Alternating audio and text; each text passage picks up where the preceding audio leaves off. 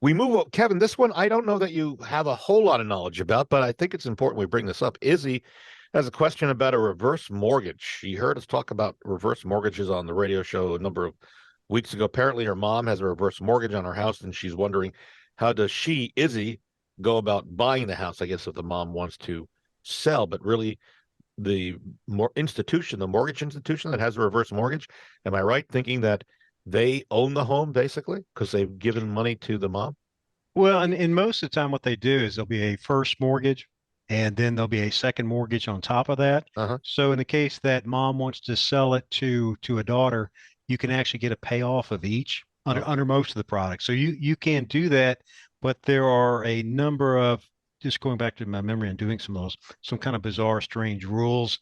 And then the question is like if the loan was taken out by dad, dad passes away, mom has certain rights to stay there.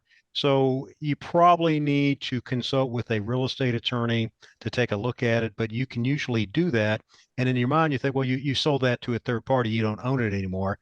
Really, from a legal standpoint, you somewhat do. It's just subject to a first and second mortgage, and depending on how long you live, determines how much the payoff of the second mortgage is. So it's kind of huh. a bifurcated mortgage product.